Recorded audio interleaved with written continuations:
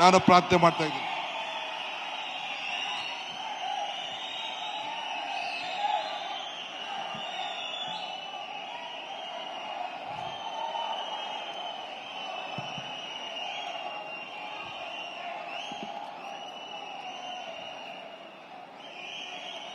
खारगे जी,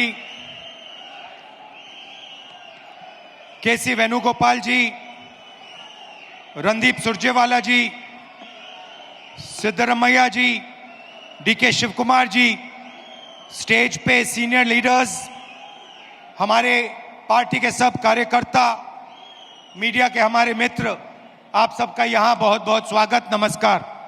ವೇದಿಕೆ ಮೇಲೆ ಆಸೀನರಾಗಿರತಕ್ಕಂತ ಎಲ್ಲ ಗಣ್ಯಾತಿ ಗಣ್ಯರೇ, ಮುಖಂಡರುಗಳೇ, ಹಿರಿಯರೇ, ಕರ್ನಾಟಕ ರಾಜ್ಯದ ಮೂಲೆ ಮೂಲೆಗಳಿಂದ ಬಂದಿರತಕ್ಕಂತ ಪಕ್ಷದ ಎಲ್ಲ ಕಾರ್ಯಕರ್ತರೇ, ಮಾಧ್ಯಮ ಮಿತ್ರರೇ, ತಮ್ಮೆಲ್ಲರಿಗೂ ಕೂಡ ಈ ಕಾರ್ಯಕ್ರಮಕ್ಕೆ ಮನಸ್ಪೂರ್ವಕವಾದಂತಹ ಸ್ವಾಗತ ಅಂತ ಕೋರ್ತಾ ಇದ್ದೀನಿ.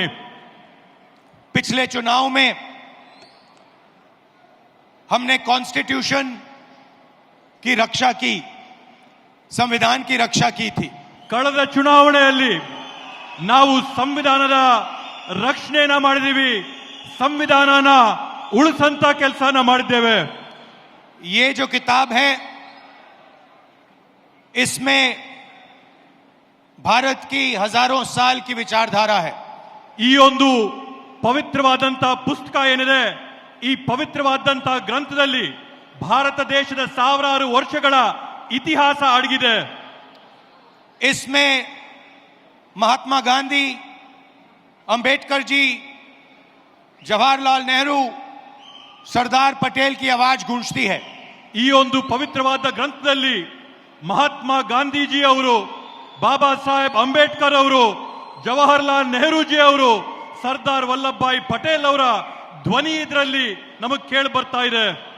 मगर इस किताब में बसवना जी, नारायण गुरु, फूले जी, इनकी भी आवाज गूंजती है. ಹಾಗೇನೆ ಈ ಒಂದು ಗ್ರಂಥದಲ್ಲಿ ಬಸವಣ್ಣ ಅವರ ಧ್ವನಿ, ಫುಲೆ ಅವರ ಧ್ವನಿ, ಎಲ್ಲರ ಧ್ವನಿ ಕೂಡ ಕೇಳಿ ಬರ್ತಾ ಇದೆ.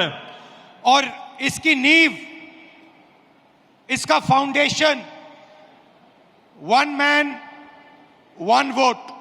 ಈ ಒಂದು ಪುಸ್ತಕದ ಮೂಲಭೂತ ಅಡಿಪಾಯ ಏನಂತಂದ್ರೆ ಒಬ್ಬ ಮನುಷ್ಯನಿಗೆ ಒಂದೇ ಮತ ಅನ್ನಂತದ್ದು ಅದರ ಅಡಿಪಾಯ. हर हिंदुस्तानी नागरिक को यह संविधान एक वोट का अधिकार देता है. ಪ್ರತಿಯೊಬ್ಬ ಭಾರತೀಯ ಪ್ರಜೆಗೂ ಕೂಡ ಈ ಸಂವಿಧಾನ ಪುಸ್ತಕದ ಮುಖಾಂತರವಾಗಿ ಒಂದೇ ಒಂದು ಮತದ ಹಕ್ಕು ಎಲ್ಲರಿಗೂ ಕೂಡ ಕೊಡುವಂತದ್ದು. पिछले चुनाव में बीजेपी ने कहा, मोदी जी ने, इनके नेताओं ने इस पर आक्रमण किया. ಕಳೆದ ಚುನಾವಣೆಯಲ್ಲಿ ಬಿಜೆಪಿಯ ಮುಖಂಡರುಗಳು, ನರೇಂದ್ರ ಮೋದಿಜಿ ಅವರು, ಅವರ ಪಕ್ಷದ ಕಾರ್ಯಕರ್ತರು ಈ ಒಂದು ಪವಿತ್ರವಾದಂತಹ ಗ್ರಂಥದ ಮೇಲೆ ಬೇರೆ ಬೇರೆ ರೀತಿಯಾದಂತಹ ಪ್ರಹಾರಗಳನ್ನ ಮಾಡಿದ್ದಾರೆ. हिंदुस्तान की संस्थाओं को खत्म करके इस पर आक्रमण किया. ಭಾರತ ದೇಶದ ವಿವಿಧವಾದಂತಹ ಸಂಸ್ಥೆಗಳನ್ನ ಅದರ ಮೇಲೆ ಪ್ರಹಾರ ಮಾಡಿ ಈ ಒಂದು ಸಂವಿಧಾನನ ಮುಗಿಸಂತ ಷಡ್ಯಂತ್ರ ಪ್ರಯತ್ನ ಮಾಡಿದ್ರು. पिछले चुनाव में हमारे सामने एक सवाल उठा.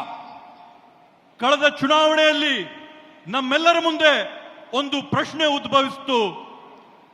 लोकसभा का चुनाव हुआ, उसके बाद महाराष्ट्र का चुनाव होता है.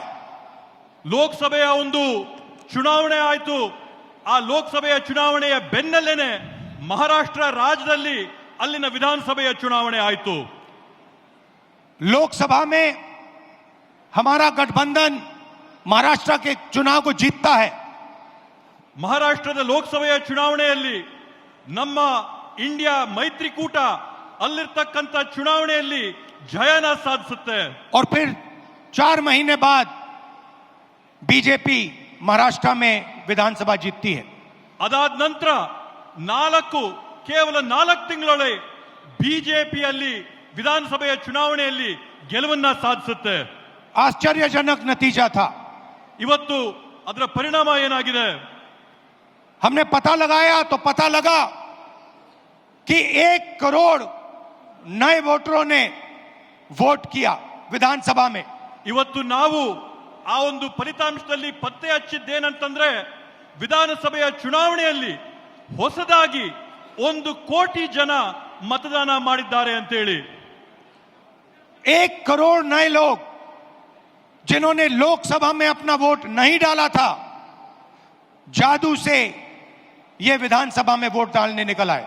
1 ಕೋಟಿ ಜನ ಲೋಕಸಭೆಯ ಚುನಾವಣೆಯಲ್ಲಿ ಯಾರು ಮತ ಹಾಕಿರ್ಲಿಲ್ವೋ ಆ ಜನ 1 ಕೋಟಿ ಜನ ಹೊಸದಾಗಿ ಮಹಾರಾಷ್ಟ್ರದಲ್ಲಿ ನಡೆದಂತ ವಿಧಾನ ಪರಿಷತ್ತಿನ ಚುನಾವಣೆಯಲ್ಲಿ मतदान ಮಾಡಿರತಕ್ಕಂತದ್ದನ್ನ ನಾವು ಗಮನಿಸಿದ್ದೇವೆ। और जहां भी ये नए वोटर आए वहां पर बीजेपी चुनाव जीती। ಅದರ ನೇರವಾದಂತ ಪ್ರತಿಫಲ ಏನಾಗುತ್ತಂತಂದ್ರೆ ಆ ಚುನಾವಣೆಯಲ್ಲಿ ಬಿಜೆಪಿ ಪಕ್ಷ ಜಯನ ಸಾಧಿಸುತ್ತೆ। हमारे गठबंधन के वोट कम नहीं हुए। ನಮ್ಮ ಒಂದು ಮೈತ್ರಿಯ ಫಲಿತಾಂಶದಲ್ಲಿ ನಮ್ಮ ಮತಗಳ ಸಂಖ್ಯೆಯಲ್ಲಿ ಯಾವುದೇ ಒಂದು ಚೂರು ಕೂಡ ಕಡಿಮೆ ಆಗಿಲ್ಲ। जितने हमें लोकसभा में मिले उतने ही हमें विधानसभा में मिले। ನಮಗೆ ಲೋಕಸಭೆಯ ಚುನಾವಣೆಯಲ್ಲಿ ಎಷ್ಟು ಮತಗಳು ನಮ್ಗೆ ಸಿಕ್ಕಿತ್ತೋ ವಿಧಾನಸಭೆಯ ಚುನಾವಣೆಯಲ್ಲಿ ಕೂಡ ನಮ್ಗೆ ಅಷ್ಟೇ ಮತ ಸಿಕ್ತು। और सारे के सारे जो वोटर बढ़ाए गए वो बीजेपी के खाते में गए। ಆದ್ರೆ ಹೊಸದಾಗಿ ಏನು ಮತಗಳನ್ನ ಪಟ್ಟಿಗೆ ಸೇರಿಸಿದ್ರೋ ಆ ಎಲ್ಲಾ ಮತಗಳು ಕೂಡ ಬಿಜೆಪಿ ಪಕ್ಷದ ತೆಕ್ಕೆಗೆ ಹೋದಂತಾಗಿದೆ। उस दिन हमने डिसाइड किया कि कुछ ना कुछ दाल में काला है। ಆವತ್ತು ನಾವು ತೀರ್ಮಾನ ಮಾಡಿದ್ವಿ ಈ ಒಂದು ಚುನಾವಣೆಯ ಪ್ರಕ್ರಿಯೆಯಲ್ಲಿ ಏನೋ ಒಂದು ಸಂದೇಹಾಸ್ಪದವಾದಂತ ವಿಷಯ ಇದೆ ಅಂತ ಹೇಳಿ।